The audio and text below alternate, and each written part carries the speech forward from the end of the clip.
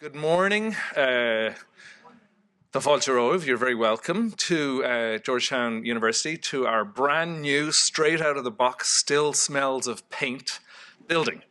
Well, newly renovated here at 111 Massachusetts. My name is Cóilín Parsons, and I am, along with my colleague Darragh Gannon, who is over here, I direct the Global Irish Studies program at Georgetown University. And you are very, very welcome to this, the 7th annual Bridging the Atlantic Conference on US-EU-Irish Relations. This year, our theme is Ireland and America at 250. And we are delighted to be partnering over the course of this year, 2026, with dozens of organizations, many of which are represented here today. Thank you for being here, both here and in Ireland, to bring to the public a robust program of events that will offer, we hope, a space for reflection and analysis on what the US's birthday means for Ireland and for America. As we were preparing for this conference today, I thought about which Irish Americans I could name check.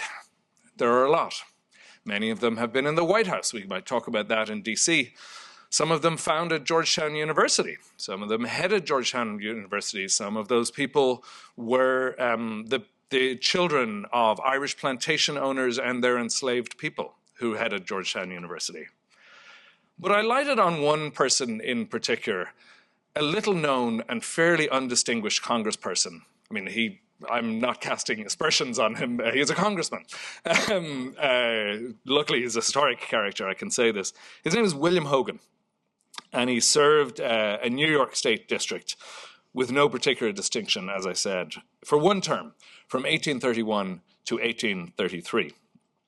Hogan was born in England, and before he was elected to Congress, he served as state assemblyman in New York and also the town supervisor of a very tiny town on the Canadian border named Bombay. I had never heard of it before. The town was named for his mother's birthplace. She was the daughter of a British merchant based in Bombay and his servant, who was at least part Indian. And she met her Irish husband in Bombay. Hogan is noted as being the first Asian member of the House of Congress, of the House of Representatives, the first Asian congressman, actually. It's quite the Irish-American story. But it gets more strange and darker once we think about Hogan's father, Michael Hogan. The father was a ship owner, and his first major venture was transporting over 200 Irish convicts to Australia in 1795. After this, Hogan turned to a different trade. He set up shop in Cape Town in South Africa, and after the defeat of the French in the Indian Ocean, he invested heavily in the slave trade, buying slaves from Mozambique Island on the east coast of Africa and selling them in Cape Town, in South America, and in the Caribbean. For a short time, Michael Hogan was one of the biggest traders in humans on the African continent, and he ran the busiest human auction in South Africa. In just about 5 years there, he made somewhere between £500,000 and £2 million. And with that money, he got out of Cape Town, just as the trade in humans began to wane before the outright ban by the British Empire. He moved to New York City. And there, anyone who knows New York City well, you'll know exactly where this is. There he bought a 100-acre estate where you'll now find Riverside Church and Grant's Tomb on the Upper West Side, in sort of Morningside Heights, essentially, between 107th and 125th Street, right on the river. He sold the estate, and then he moved upstate to found the town of Bombay, of which his son became supervisor. I am, I suppose, starting with the darkest side of Irish America. And of course, it's not a typical story at all. But I want to start the day here because this one story of this congressman from the Canadian border points to the astonishing complexity of the entanglements of Ireland and America over 250 years. Here was an Irish American whose immediate family history takes in convicts being shipped to Australia, trade and romance in Bombay, the Indian and Atlantic Ocean slave trades, the New York real estate market. It's no simple story of a one-way journey from Ireland to North America, but an illustration of the complex network of human journeys, willed and forced, that covered more than half the globe and was intimately tied up with the Napoleonic Wars. It's a journey that ended here in DC. Not only did William Hogan become a congressman, but his father, Michael Hogan, died here in 1833. It's an astonishing story, as I said, a whole era with all of its complexity, all of its geopolitical reach, wrapped up in just 2 generations of an Irish-American story. These are the roots and the roots of Irish America. And this is the entangled global history of which it has been a part for the last 250 years. You'll probably hear many stories like this today, some maybe not as promiscuously geographically wide as this one. Over the course of the day, our panelists, a very distinguished group of panelists, we're delighted that you're all here. Thank you for saying yes and for coming through what counts for snow in DC. Over the course of the day, we'll consider how Ireland and the US have grown up together over the last 250 years, how Ireland made the US and the US also made Ireland. And we'll think about many questions and find some answers about what that means for Irish-US relations today and into the future. This conference, Bridging the Atlantic, is usually focused on very pressing issues of the day having to do with transatlantic relations. And we're painfully aware that the transatlantic relationship today is under extreme duress. Just yesterday, a congressional panel accused EU and Irish regulators of election favoritism and censorship. It seems perhaps a folly this year to take our eyes off trade, cybersecurity, geopolitics, and the usual stuff of this conference, to take a look at questions of historical relations and soft power. In fact, the opposite is true. Of course, I would say this. We all think this.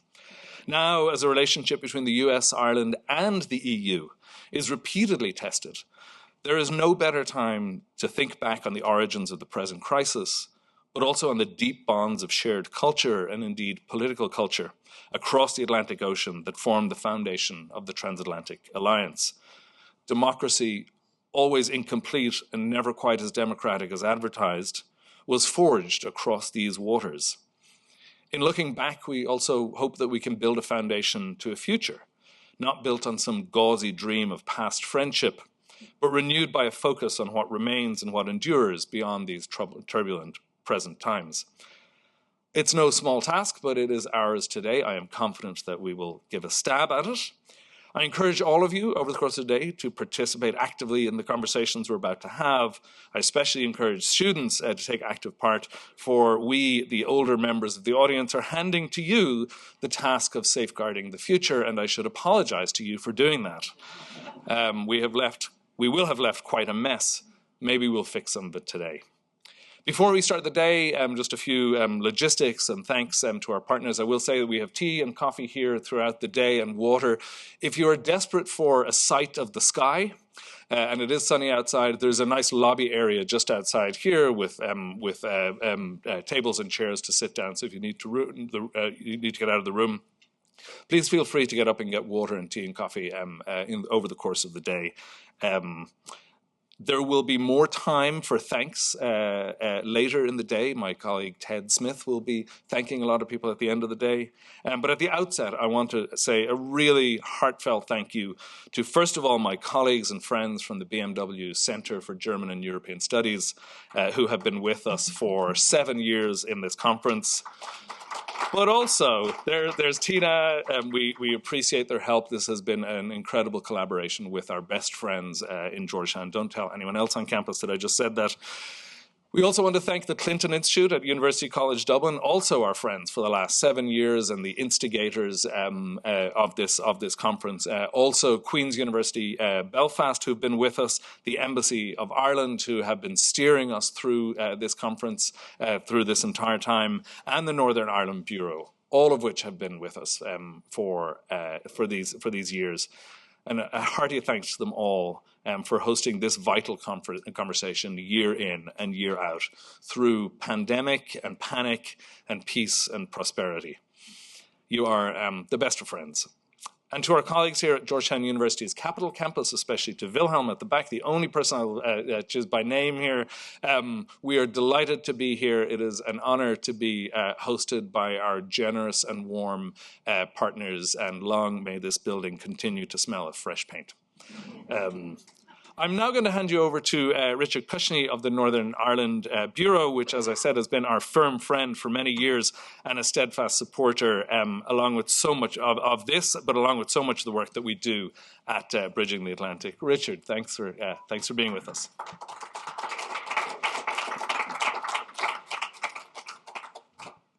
Thank you, Cóilín. I was going to say it's a pleasure to speak after Cóilín, but it isn't.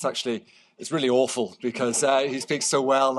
I was running a few minutes late, so fortunately he also spoke extra slowly to allow me time to get here this morning.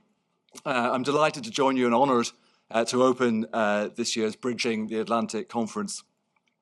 Georgetown University has been one of Northern Ireland's strongest supporters. I want to thank Cóilín and Darragh for continuing that tradition and to acknowledge the work of Arian Gilson and Gerald Marion, who also did a lot of work before them to help shape this forum into what it is today. It's also great to have Minister McMahon and to welcome her here to DC and to look forward to hearing her speech as well as the many other speakers contributing today. Bridging the Atlantic is not just a title, it's an ambition to bring together history, policy, culture and people in ways that deepens understanding and importantly shapes what comes next. In particular, it's a privilege to be the first speaker, not least because it gives me the chance to be the first today to use the many bridge metaphors that others will be reaching for. But the conference also brings to mind the very real bridges at home that also tell our story. The Mary McAleese Bridge, named for Belfast-born President of Ireland. The Peace Bridge in Derry, Londonderry, a symbol of connection and reconciliation. And soon the new Narrowwater Bridge, connecting counties Down and Louth across Carlingford Lough and opening up tourism and economic potential that will transform that region. Each of these bridges symbolise progress and development. However, perhaps our most significant bridges are the ones formed by the three strands of the Good Friday Agreement in 1998. The bridges between communities, the bridges between North and South, and the bridges East and West. And as Cóilín has said, this year, the 250th anniversary of the Declaration of Independence brings another bridge into view, the one between our past and present. Like many, I grew up in awe of the Irish-American contribution to the US, rooted in waves of migration during the famine and after. 2026 offers us the chance to add to that story, to recognise the earlier migrations from across the island, including the Ulster Scots and Scots-Irish, who played such an influential role in 1776. Again, it is great to be one of the first today to talk about some of the ones that came from what is now Northern Ireland. Of the 56 signatories to the Declaration of Independence, 3 were born in what is now Northern Ireland, and 2 of them had parents from Northern Ireland.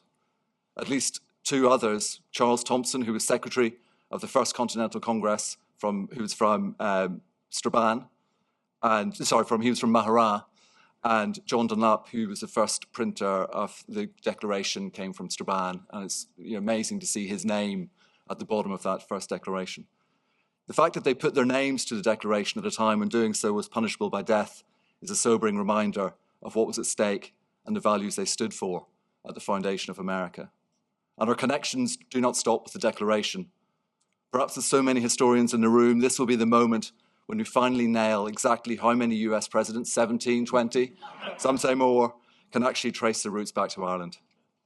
Whatever the precise numbers, these contributions and many other less celebrated connections are a reminder of how we have always bridged the Atlantic with people, ideas, and ambition. And that story, as always, can be complex. I was at a Burns Night celebration a couple of weeks ago, and Francis Hutcheson's role in Scottish history was rightly celebrated, but without acknowledgement that he was born in Saintfield, not far from where I'm from in Northern Ireland. It's another reminder of the interconnected stories across the Irish Sea. While history needs careful unpacking, our relationship today with the US can be understood in numbers. 300 US-owned businesses currently operate in Northern Ireland, employing 32,000 people. There are over 50 Northern Ireland-owned businesses in the US growing both economies. Bank of America has just launched the recruitment of the first 100 jobs out of a planned 1,000 in Northern Ireland. It's a long way from the Ulster linen industry that was a cornerstone of the transatlantic trade in 1776, but it has the same reputation for quality, hard work, and dynamism at its heart. Recent figures show that Northern Ireland's economic output, annual earnings, and goods exports are outstripping the UK average. And it's not just economic numbers that tell the story. In 2025, we hosted a record-breaking 280,000 spectators at the Open and launched the £70 million Studio Ulster, highlighting our strength in creative industries. Later this year, Belfast hosted the Fleadh Cheoil for 700 visitors. And every time I say that, no, it's 700,000. We'll be there to celebrate the Fleadh Cheoil. Irish music, dance and culture, at the same time as community organisations across Northern Ireland are planning celebration events to mark the 250 links with the US. Let me close by returning to the metaphors. Despite Darragh, and I see Kimberly in the audience as well, despite their best efforts, I don't get to speak in universities as often as I'd like. So I'm taking full advantage by quoting James Joyce. And if you can't quote James Joyce at Georgetown, where can you quote him? Joyce described Kingstown Pier as a disappointed bridge, symbolising isolation. Bridging the Atlantic is the opposite of isolation. Year after year, it creates space for serious, thoughtful conversation about our connected relationship with the US and how it continues to evolve. Joyce also famously described history as a nightmare, and it's fitting that Bridging the Atlantic helps to restore the positive power of history, to connect, to enable, and to drive progress. So in closing, thank you again to Georgetown and all the sponsors and all the other people associated with this, including you, who make the event, for hosting us once again and being part of these important conversations. I look forward to the discussions on the past, but also the future of the transatlantic relationship. Thank you.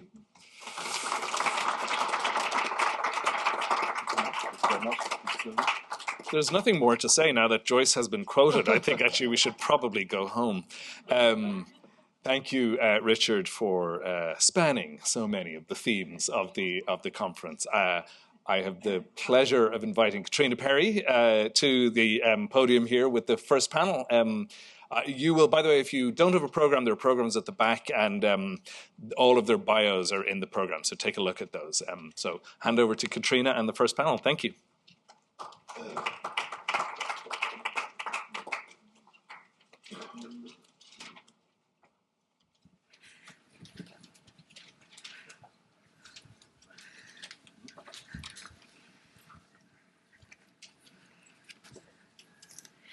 Good morning, everyone. Thank you for being with us. Great setup there. So again, we probably don't have much to add, but we'll do our best anyway.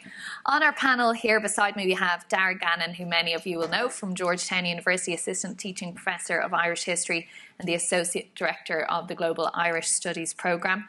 We have Marion, Professor of Irish Studies at the Glucksman Institute at New York University, and Cian McMahon, who's a Professor of History at the University of Nevada, Las Vegas, and who I read on the website also teaches a module in country music. So we'll see if we can weave that into the conversation somewhere. Might be too early for singing, though.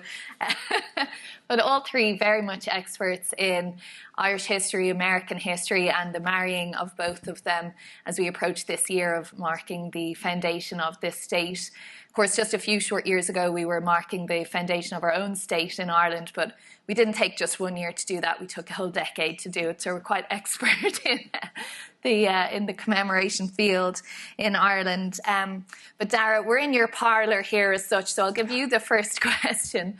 When we look at America250, tell us a little bit about that and how we weave Ireland into that, or are we forcing Ireland into that? Yeah, that's a great question, Caitríona, and I'm really pleased that you've mentioned our expertise, experience, whatever term you choose, in terms of commemoration. I think Cóilín has been living through commemoration fatigue for the last 10 years as a literary scholar, but I say one more year, right, for commemorations. I think you're right to ask that question, where does Ireland fit in? Should Ireland fit in? And my answer is yes.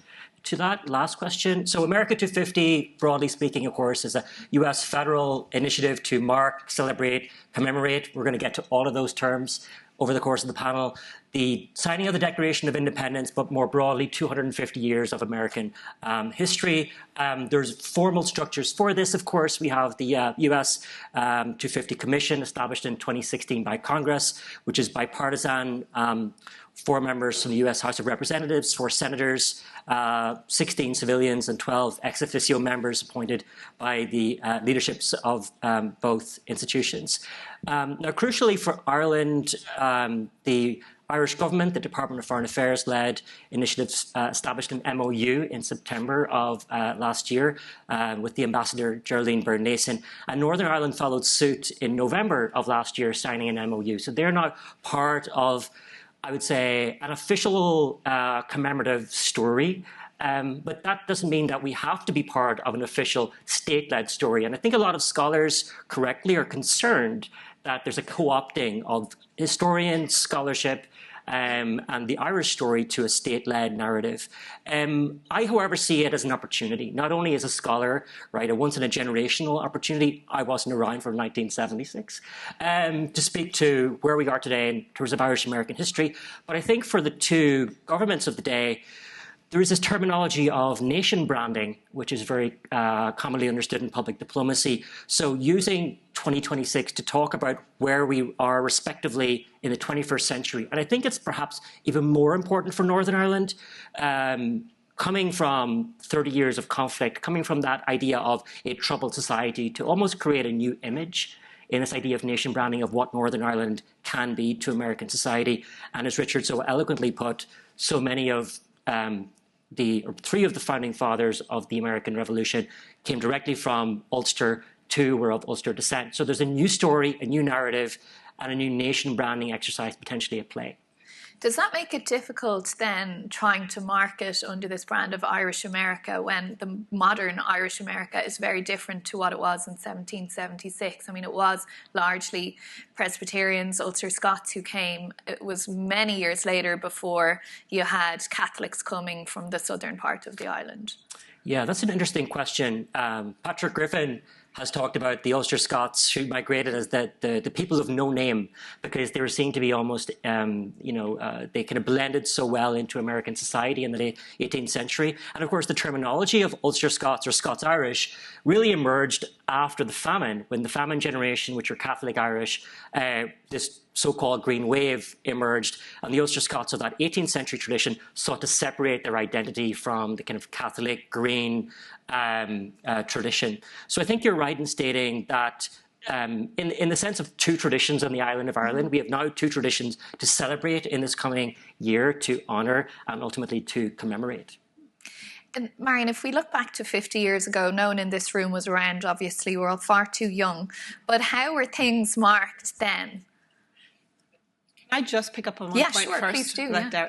I think it is important to remember that although they're harder to track, there were more than just Ulster Scots in colonial America. Number one, we were a British colony, 13 British colonies. That meant there was British Army, we were garrisoned. So members of the British Army would have been Irish. There's a level at the other end of the social spectrum.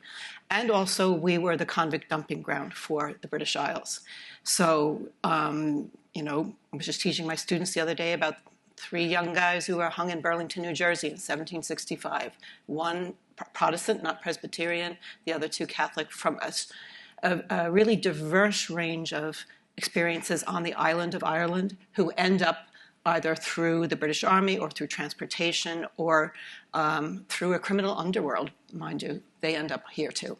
So I think we just have to be aware that even in the 18th century, Irish America cannot be pigeonholed as one thing.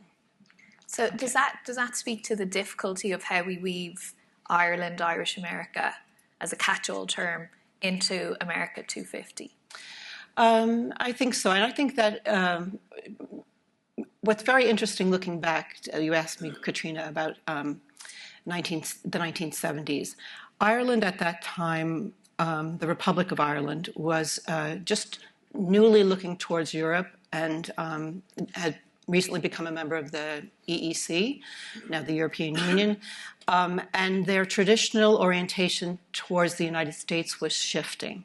And that informed some of their engagement with the bicentennial of the United States. They were quite anxious to use it as an opportunity not to necessarily talk politics, but to point or to point to the past, but point to the future, especially in terms of scholarship, what needed to be. It's a very ambitious program and visionary, and it ended up. That's why we're in this room today, actually, to be honest. We are the heirs of what happened in the 1970s as far as scholarship, even on the Ulster Scots, for example. I don't know if that answered your question. Yeah. Well, it's more, what can we learn from that and apply now this year? If that scholarship is there, we can build on it. We need to take it in a new direction, is what I think we need to do. There is, like I just said, the fact, there's a danger. They were aware of it in the 1970s too. There were 3 initiatives, let me just say. The Irish government, the Cultural Relations Committee of Ireland's Department of Foreign Affairs in particular, they were involved. So was Cumann Merriman in 1976, which produced a landmark volume on the history of the Irish in America, and then an Irish-American National Bicentennial Committee. So quite like the big, when we have the meta organizations that are working today. And for example, Ireland, 2 things they did. They commissioned a stamp. The stamp is absolutely fascinating. There's 2 panels. One deals with Irish, as Cóilín said, Irish at the foundation of the Republic. So you have them signing the Declaration of Independence, but you also have the Transcontinental Railroad and the Brooklyn Bridge. So that's pointing to the future and an Irish role in the infrastructure and industrialization of the United States, which made it a 19th century powerhouse. The other panel points, there's all these lines radiating out of Ireland to the Americas, North and South, which I think is prophetic. And this is where we are now with global Irish studies. The other thing they did is send a ship, the Credna, as part of Operation Sail in 1976. I don't know if any of you remember that, where there were nearly 100 ships that sailed into New York Harbor to be reviewed by President Ford. And, Ireland had 1 ship among many, but they were there. Then the other thing that the ambition of the Americans, it's very interesting who was involved in this Irish-American National Bicentennial Committee. Does anyone know the name John Henning? John F. Henning. Yeah, he has a Wikipedia page worth looking up. A very big labor leader from San Francisco. He's the national chairman. He's in charge of everything. And the 3 people that I know were also involved. The historian Dennis Clark, Paul O'Dwyer, who was president of the New York City Council at the time, and Cormac O'Malley, who was Ernie O'Malley's son. And it's Cormac who the other day said to me, I called him up and asked him about his role in it, and he sent me the 80-page planning document for the bicentennial, which is an absolute fascinating read. And I'll just quote one thing from it, if you wouldn't mind.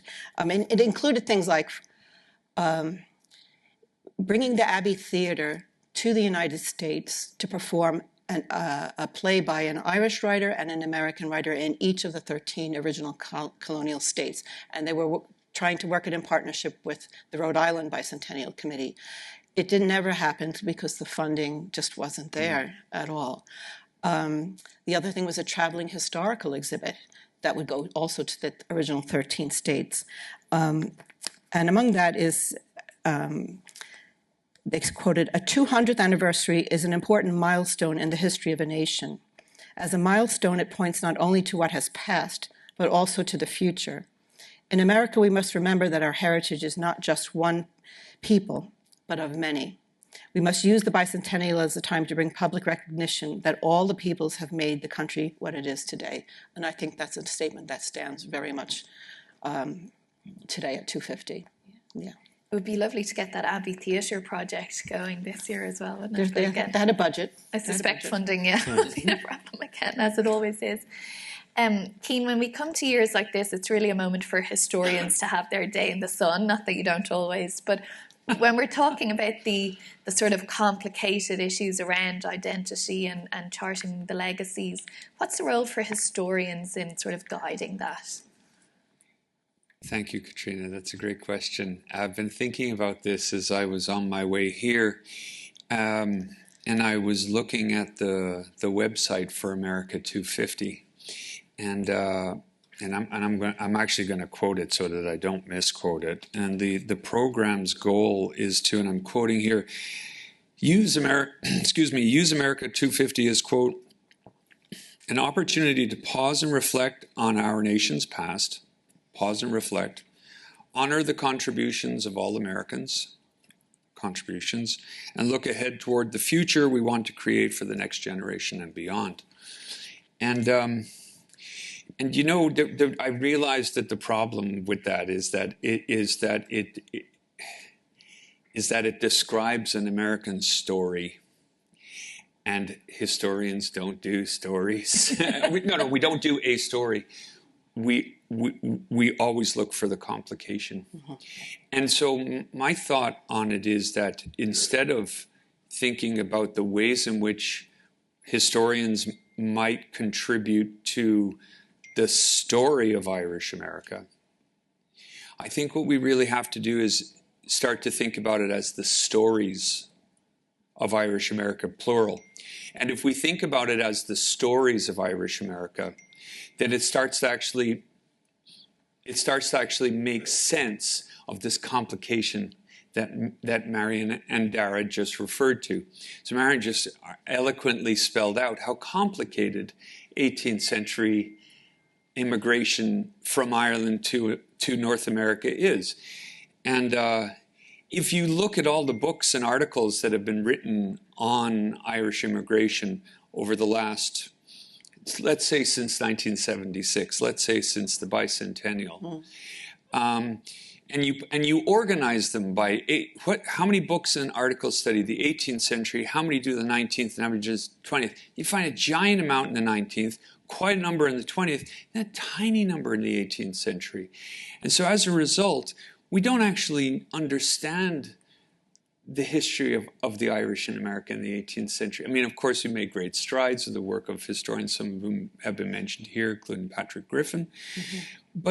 But my thought on this is that historians can make a contribution by rendering the conversation more complex and approaching it as the stories of Irish America rather than a story. Mm-hmm. That's just the start, and no country music. That just. Yeah. Although honestly, if you did want to, I mean, I'm not being too glib. Well, no, but if you think about country music and the ways in which the roots of country music are rooted in multiple ethnic groups, including African Americans, including Irish immigrants, you actually do get a sense of how much more complicated it is. And so in that way, country music actually does reflect the stories of America. But I don't think that at first glance, I don't think that's what's happening on the America250 website. Have you called them? I was on the phone for 2 hours. They never picked up.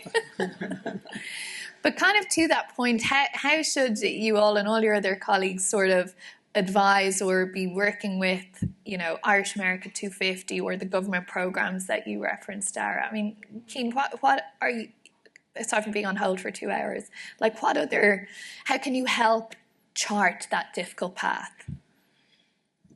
So the short, easy answer is to engage in initiatives like this, which are incredibly important, right? Like for us to be sitting on the stage here takes, months of work, as Darragh and Cóilín and Parsons and all the folks that they've been working with, the folks who are doing the AV in the background. Like, there's a lot of work that goes into building an initiative like this.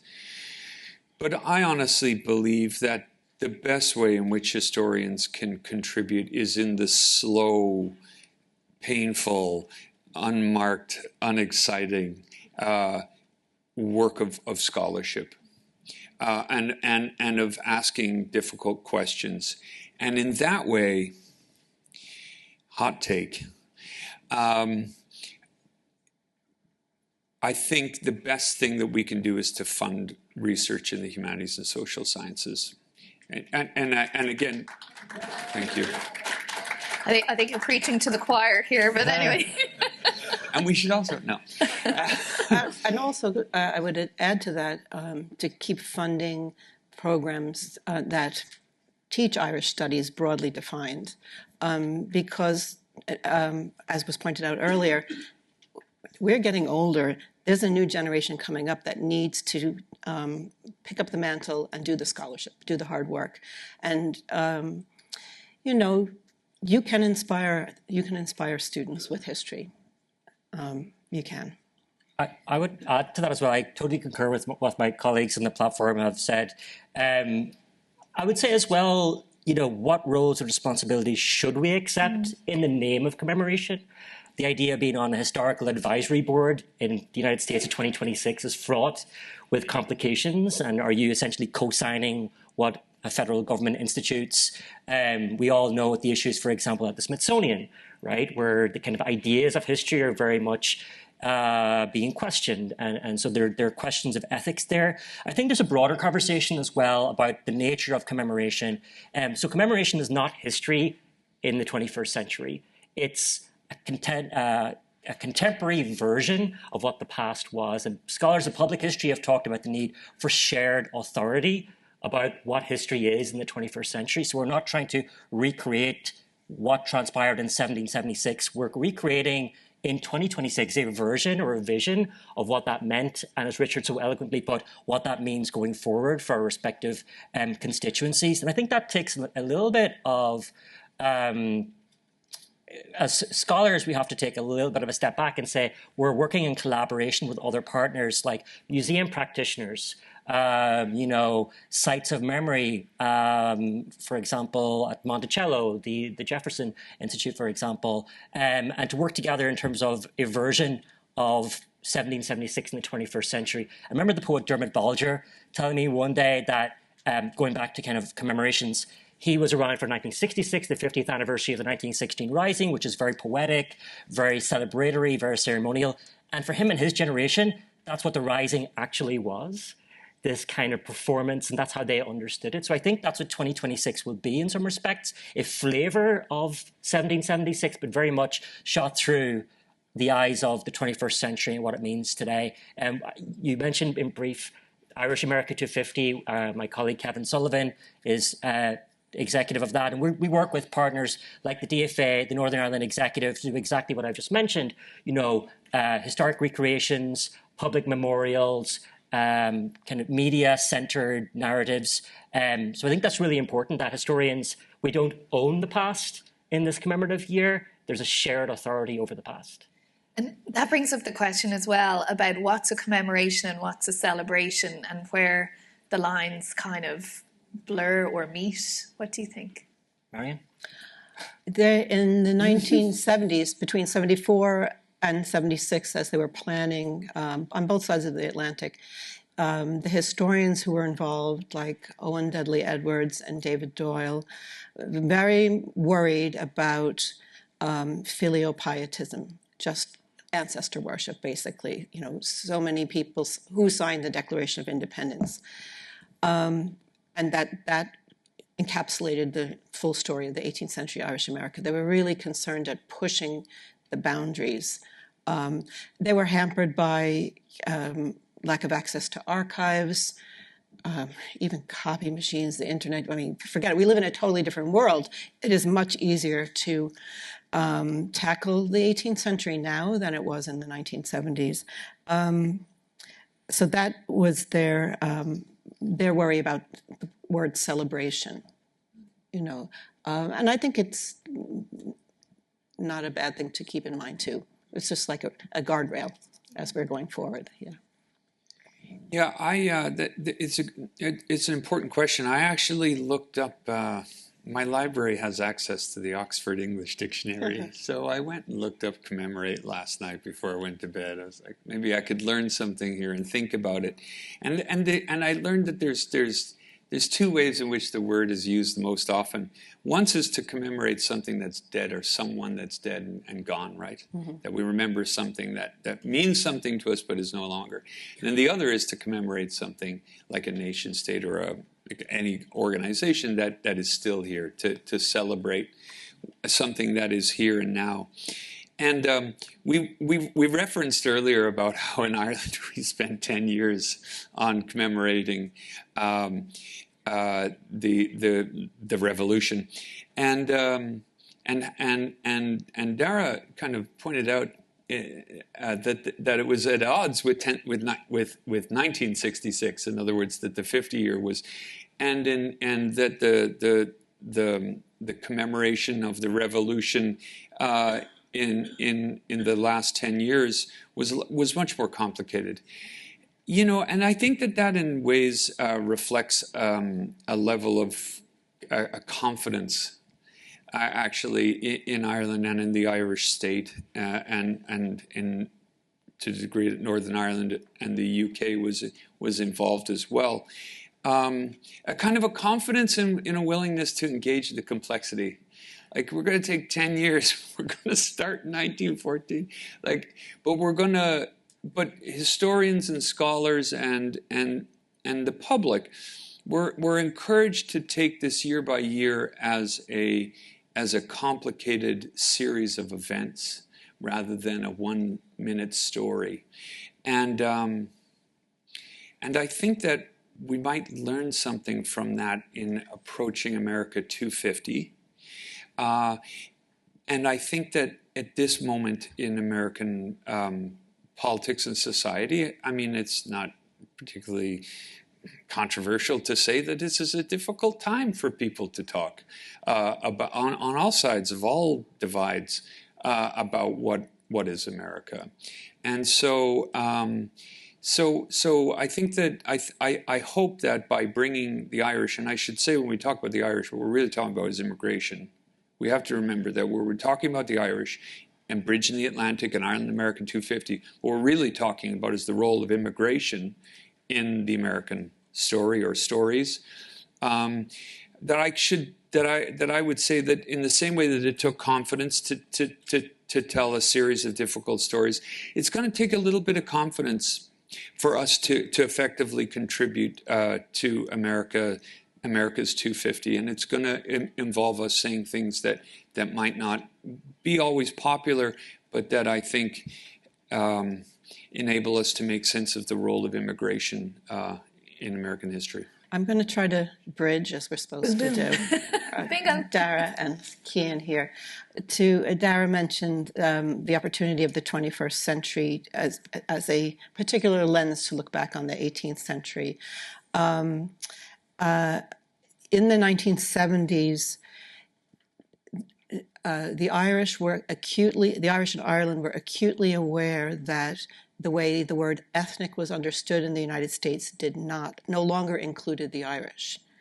And so as part of their efforts was to, remind people that that we were there. And some of what we can do at America 250 or Irish America 250 is also to look at sort of the blank spaces that have opened up. And this, when we were doing the centennial of 1916 at New York University, we intentionally said, well, what was America doing? What was Irish America doing here? Is it more than, it's more than just Cóilín and De Valera clashing?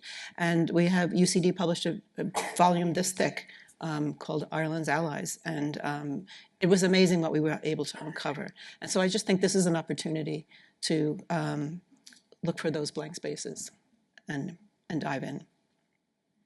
I'm thinking, Cian, when you quoted the piece from the website there, to pause and reflect. And again, Darragh, when you're saying of doing that through the lens of 2026, how do you do that, and how do you take those ideas out with that bravery, and bearing in mind that some people in this country won't be happy with where their country is at right now? Yeah, that's an important intervention, I think, because I think, as Cian eloquently put, conferences hopefully like this, there are others at Notre Dame and the DFA have been particularly supportive in creating academic for these conversations to happen. These are really important, not only because of potentially what we can share with you, but going back to that concept of shared authority, what we can learn from you, the audience, in terms of those blank spaces. We really want you to be part of this conversation today and going forward. I would also say that we should look at this as an opportunity over the calendar year 2026. Evidently, for Irish America, all roads lead to the 17th of March and the White House, and obviously the 4th of July for America writ large. But this is a broader canvas with which we can paint many different stories, and I agree about plurality and diversity. Darragh used those terms that Cian suggested earlier, right, in terms of Irish America's plural. So I think these spaces are incredibly important. I think having you actually on this platform, Caitríona, is incredibly important as a non-academic interlocutor, by the way, who's published more prolifically than many, two books to hand. Because I think you're saying something really interesting about where Irish America is today as well. So I think it's by broadening the conversation, integrating diverse voices, and there's a broader question here. We are reflecting on the past, but where are we going as Irish America moving forward? We'll be discussing that in a later panel, but I think that's a big question that I want us to grapple with today. And I'll just ask each of you before we take some questions from the floor, what's your own personal sort of focus this year, bearing in mind the concepts that we've been talking about? Cian, do you want to start? Yeah, thanks, Caitríona. I would just go back to the point I made at the start, where I'm trying to be open and honest about this as a series of stories that don't necessarily like a mosaic. Oh, I came close to a bridge metaphor, but I fell back on a mosaic. In that, if we look at each little individual chunk of broken ceramic, it's detailed and it's beautiful in its own little way, but it doesn't make sense in its own little self. But when we put it back in the perspective that we can see something that helps us make sense of the world that we're in today, and that helps us to remember the role of community and solidarity, that bridge ethnicity, race, sexuality, gender, all of the different ways, is if maybe one thing that we could get out of the stories of Irish America is a sense of a newfound commitment to solidarity with our fellow human beings on this rock that's bridging the solar system. Okay, you get 3 ticks on the bingo card there. Marion, what about you? I feel like I've been at New York University for a very long time, and certainly the work of Glucksman Ireland House has been, in my opinion, pioneering. And we have been intentionally studying the Irish in America as opposed to Boston College and Notre Dame. This was our why compete, right? So we found a new avenue of to pursue. And I think we're just going to be continuing to do that. We have, there's a flyer, the Glucksman Irish Diaspora Series is, I think, publishing its 11th volume come this June.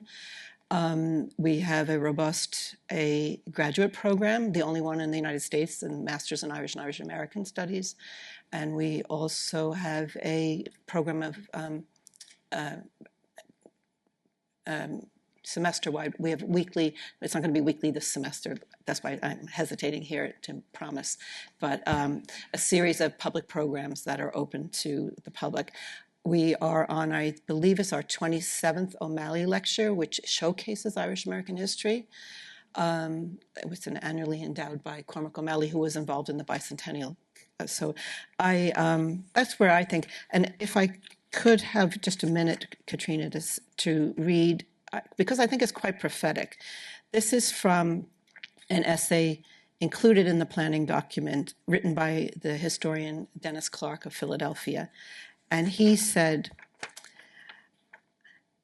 A commitment for sustained work would have to be constituted at some major university, an institution of the stature of the University of Notre Dame, for instance. Well, here we are, right?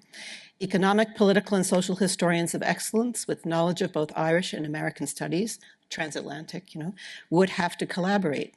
The practical implications of such an undertaking are intimidating, but not insoluble, given adequate support. And, kudos to Loretta Glucksman for my little piece of this. Even more important, a new framework would have to be established that would take advantage of the new disciplines and techniques that are enlivening modern historical research. A recasting of periodization and perspective on the Irish would have to be performed. Distinctions blandly ignored in previous work would have to be respected, so that the experience of different types of immigrants at various periods and in the extraordinarily diverse conditions of the American regions could be examined. Just as Irish historians are beginning to write not just of emigration, but of cultural demography, not just of nationalism, but broader political development at various levels, not just the land war, but a whole modernization process. So too the American experience of the Irish must be placed in a new context, but a very large work of local digging must precede any attempt at new generalizations. And I think we are at the point where we have realized much of Dennis Clarke's agenda, and now the next generation will take it forward. I don't know how to follow that, actually. That's, talk about setting an agenda for the future. I obviously concur with it, all you've just read, Marion, and your thoughts, Cian. I suppose in the context of America250 and my work with Kevin Sullivan and Irish America250, I'm very conscious that this week we marked Lá Éile Bridget's Day in Ireland, and there's going to be a lot of talk this year about the founding fathers of the American Revolution and modern America. But women were as important, if not more important in some respects, in different aspects of that story. One person who I focused on, and some of you will know this, is Matilda Tone, wife and widow of Wolfe Tone, who has become my America250 soulmate. And I find her fascinating because she's totally written out of the history books, effectively. There's no biography of her. But she wrote the 2-volume biography of Wolfe Tone, published in 1826, from a townhouse here in Georgetown. On N Street. So while John Carroll might be known as the founding father of Georgetown from an Irish-American point of view, I want to see Matilda Tone recognised as the matriarch of global Irish studies. She's an incredible person in her own right. Very good friends with Napoleon Bonaparte from her days in Paris. She was actually buried at Georgetown before being reinterred to New York. So it's one of our duties to potentially commemorate her going forward. But many other women, and I hope and I think that the minister will speak to that today as well. You know that we on, I guess it would be 1998, we removed her stone from Greenwood Cemetery, and we had sent it upstate to an Irish immigrant stonemason to recarve it because it was weathered. And Mary Robinson spoke at the reinstallation of it. A beautiful ceremony, and just a footnote to the current events that Irish stonemason was deported. Back then. So, yes, we should celebrate Matilda Tone. And that speaks to your point, Cian, about immigration being so central to the Irish role in all of this. We'll take some questions from the floor now, if anyone would like to. Oh, okay, gentlemen there, we'll get a microphone to you. Just sit tight for a moment. And to... If anyone who's speaking, just begins by saying your name and if you're attached to any organisation, please. John O'Donnell, unattached. There was a brief mention of the difference between a celebration and a commemoration. Here in America, I think all we do is celebrate anymore. If a 16-year-old kid dies in the street of a drug overdose, 2 days later, we're not having a funeral. We're not having a memorial service. What are we having? We're having a celebration of life. And I suspect that what we're going to see in the coming year is, especially under the present administration, is a whole lot of celebrating and very little, if any, commemorating. And you can comment on that if you'd like. Thank you very, very much. That's an interesting point, Marion. You touched on this earlier in relation to the Smithsonian Institute, how history can be changed or removed over time. Yes, it reminds me of the story of the physical American Constitution, right? So we have people who signed the Constitution as well as the Declaration of Independence. Well, it's a piece of paper. It actually got lost for a long time. No one knew where it was. Now it's under glass in the Smithsonian or the National Archives, and it's like with special gas to keep it from deteriorating. But we have to be conscious that things are ephemeral. And history, the definition is change over time. So I like to think of commemoration as reflection, a mandate to reflect on what has been done, how could it be done differently, is it correct, interrogation. Whereas celebration can be one-dimensional.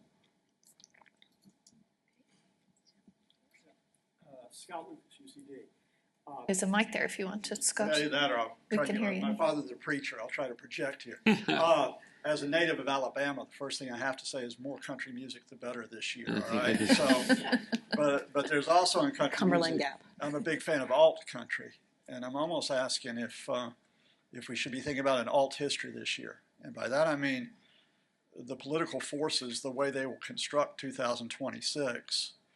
Well, I just hopped on the website, and as soon as I did, there was a pop-up that said, "Welcome to the Golden Age." Oh, God. And it had nothing to do with the 18th century. You can guess whose picture was there, right?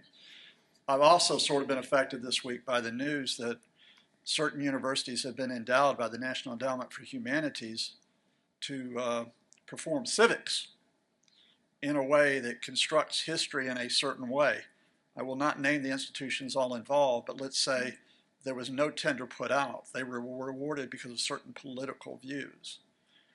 And given that this happens to be an administration that has written out so much of history, whether it's because we're at risk of critical race studies polluting it, or DEI, et cetera, or just being woke, I guess my question to each of you is, as you persist in doing your work, do historians have to, in this point, also think of being activists or even subversives in what they're doing in terms of their relationship to authority?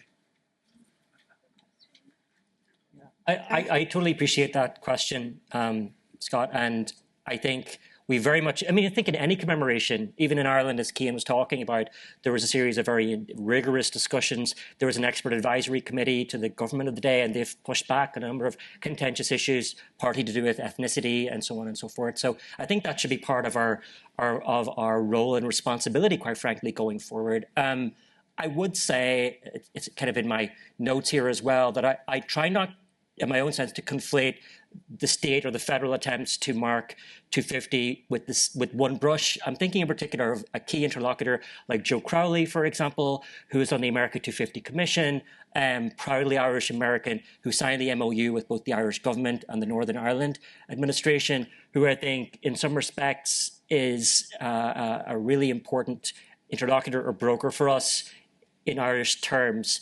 And so I think we need to look at those opportunities, notwithstanding the kind of the mandates. And don't forget, there's the task force, the White House task force on commemoration, which is somewhat adjacent. As I understand it, they're planning on a UFC fight the week of the first week of July, which I won't be attending. And the Indy race. Right, of course. So I think the commission is a maybe different entity, and I think Joe Crowley is an important ambassador, if I may say, for the Irish question in that regard. Yeah, I would add that, in certain ways, like if you're asking difficult questions and you're pursuing the answers honestly, that's an inherently subversive thing to do, you know what I mean? And I think the fact that the humanities have been underfunded at many levels actually works out in some ways, because nobody really knows what we're doing, because half the time we're just there in the archives and we just kind of figured out how to get 2 weeks in Dublin to do the research or whatever. So there's that. But I would say that I kind of feel a little bit like let's just say in this case the federal government, the U.S. federal government's America250 project. It's going to come and go. And then the students will go back to class. And the students will be reading books and learning in their classrooms in an education system that I think is much more impactful than what happens on a website for a few months in the middle of 1 year. So I would say, so I kind of feel hopeful that the quiet work that historians and other scholars, of course, not just historians, but that scholars are doing, and that effect on the education system will have a really meaningful impact. Mm-hmm.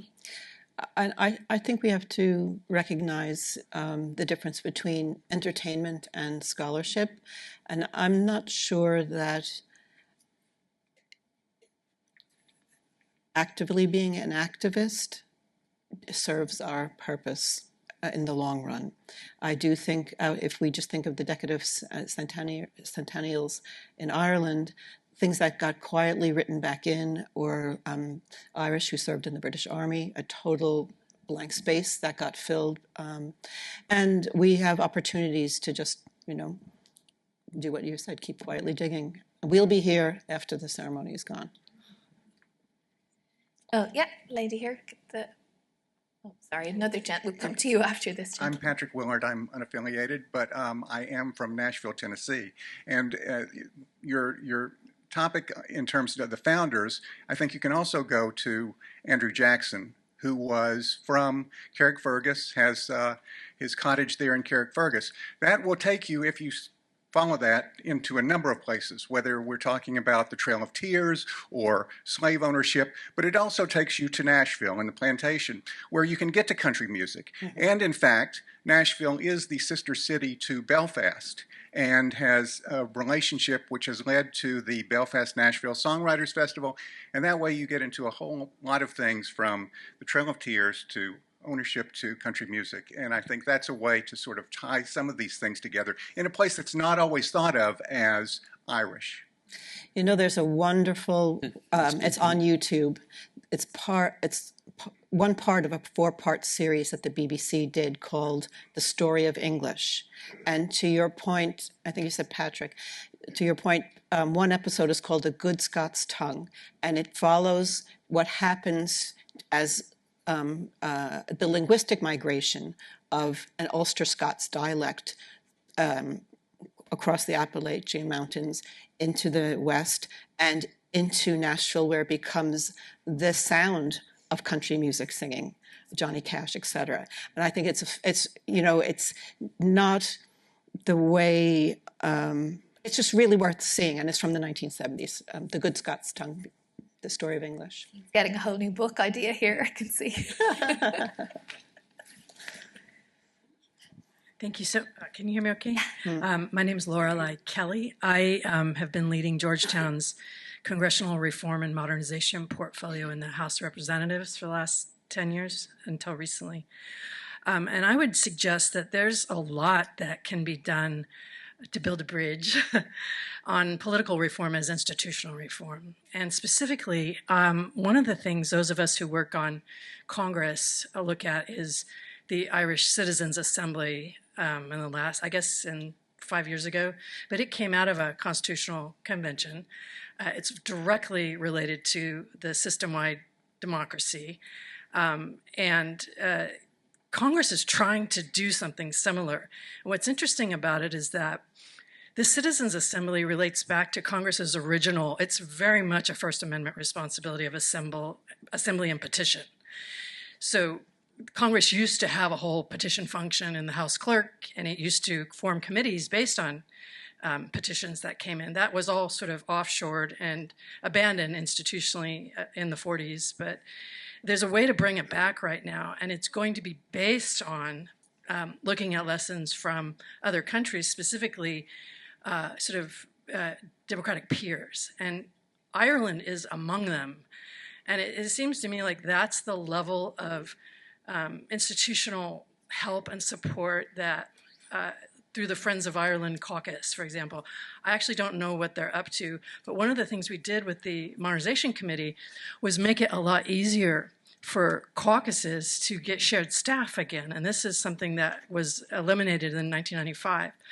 So there's a lot of these sort of, like, I would just ignore what the White House is doing. Just go to Congress and start helping it rebuild the capacity to be a modern democracy. And we're not at the front of the pack on that. Like, I go to peace building and technology, deliberative technology, a lot of this really interesting new support for democratic participation is coming out of Notre Dame, actually. It's the Kroc Center, the Peace Center there. Mm-hmm. So I don't know if you've got anything to say about the Citizens Assembly, but that is a huge, it's a huge benchmark in the world because, in Ireland especially, because it was agreed to and led by the parliamentary system. Do you have anything to say about that? Because, like, we're really on the edge of being able to do that here in the U.S. Darragh. Thanks so much for that contribution. I'm not going to respond, directly to your points, except to blatant example of self-promotion. Georgetown Global Irish Studies, working with American University and Ulster University, have a sister conference every March called the Washington Forum in Northern Ireland, where we look at Sorry, I thought I had to do it. Where we look at issues such as citizen assemblies, how they work in Northern Ireland, and how the United States can learn from that. So that'll be coming up, I think it's the 16th of March, from our colleagues at American and Ulster University. Any other questions? There's a gentleman here. Oh. Hi, I'm John Cronin. I'm a student of Professor Gannon. And and Professor, I thought you made a good point about the shared authority of commemoration. I want to ask how you all three of you think that America250 can kind of commemorate the blend of all of these ethnic groups, which is kind of a hallmark of the American identity, while still highlighting the importance of these individual groups. That's a big question. Well, I'm going to defer to my colleagues first, but I will come back to that excellent question. Yeah. Well, I would say that I think about this all the time because you're trying to think of. I think we get into trouble when we try to think about commemorating the United States as a set of institutions, or as a population, as a group of people, or as a blob on a map. And I think that if we engage in it as, I'm going to use the term, dialectical relationship between whether it's different groups or different ideas, and that we look at it not as a set of ideals, but as a set of debates. Mm-hmm. And that if we look at that we might be able to get a closer to commemorating America250 if we, instead of trying to commemorate institutions and groups of people, that we try to commemorate the debates they've had, that we actually engage with the complexity that these folks had to deal with. And I think if we approach it that way, we could do it in a way that works with what scholars and historians do, but that also allows people to have their voices heard. Because when we commemorate a nation, we're going to end up emphasizing the voices of some people and de-emphasizing or silencing the voices of others. I'm thinking, for example, of queer activism over St. Patrick's Day in the 1990s, right? It's like, what do you mean? What do you mean there should be gay people should be allowed to walk on St. Patrick's Day? Well, what do you mean they shouldn't? Or what do you mean they were undocumented Irish? Yeah. Right. So, and it's not that one is it's the debate. It's understanding the debate between them can tell us something new. I hope that goes some way towards answering your question. Thank you. Yeah, I would say that building on what Cian just said, that why do we study the Irish? Why do we study the Irish in America? You know, there really is no reason except, as I always tell my students, the main reason to study the Irish is because they're the group with the longest longevity. That's not even proper English here. They've been here for centuries. They've been through highs, lows, ups, downs, the works, everything, and yet here we are. is what can we learn from that centuries-long experience about the process of being an American, being an ethnic American, and engaging with a national story while still being ourselves, understanding where we came from, where we're going. Where we're going is not where people thought we were going. We're an incredibly mixed group of people now, you know. Maybe our spouses aren't Irish. Maybe our children are mixed ethnically or racially, linguistically, religiously. What is Irish America anymore, right? And it's, yeah. That's a later panel, I believe. Stay tuned. Sarah? Just a couple of notes, because we'll speak in class. There are groups, I mean, who I think really, I am going to use the bridge metaphor, bridge the gap between Irish experiences and those of others. For example, the African American Irish Diaspora Network, who are very active in the East Coast in particular, but have incredible stories to tell and are very passionate about multiple identities of their members. I also think the work of scholars who focus on cities is incredibly important. For example, Malcolm Campbell, who looks at the Irish in San Francisco and their relationship historically with other communities, Chinese immigrants in particular. Something that also came up, so as part of the Irish America 250 initiative, of which I'm a leading member, we've established a historical advisory committee, and Cian is on it, and others are too. And Laura Kelly, who's based at Tulane University, kind of said, well, we don't actually form part of the story of 1776 down in New Orleans or Louisiana, right? So how do we fit in? So I think actually attending to those regional diversities can be incredibly important as well. And so their origin story in New Orleans is not 1776. How does that start? Where does it start? And where do the Irish fit into that? All big questions. And we have time for... I was just going to say, the 1798 political exiles went everywhere before the famine and brought a revolutionary concept of democratic republicanism. So, yeah, they're down there in New Orleans. You'll find them. We have time for one last quick question, lady at the back there. Very quick then. Cian, I'd like to point that we need to maybe pay more attention to, say, 18th century history, but I think we also need to pay attention to literature. The literature of Irish America spans the life of the Republic. It also, Irish American writers, both Scots-Irish and post-famine Irish, they really did grapple with the problems of history. So, for instance, just to go back to Andrew Jackson, both Henry James, Scots-Irish writer, and F. Scott Fitzgerald, they both have a ghost story. Well, a story in which the ghost, the phantom of Andrew Jackson haunts. And so I think writers are aware of that history. They're grappling with it. It's there in the literature if we just look at it. Thank you. Yes, thank you. Yeah, and just let me say very quickly that thank you for that point, Mary. So one of the things, I started off saying historians, and you notice that I started using the term scholars, right? Because that interdisciplinary approach is so important. I will just very quickly say that I think that one of the problems for historians is that we have to we're limited in the sources that we're supposed to be using, supposed to be in quotation marks, but that exactly is that in literature it gives us the freedom to embrace truth and complexity in ways that aren't necessarily represented in a primary source. So thank you. That's critically important. Very good. Well, thanks to you all for listening. We're time up on our first panel. Thanks to Darragh, Gannon, Marion Casey and Cian McMahon.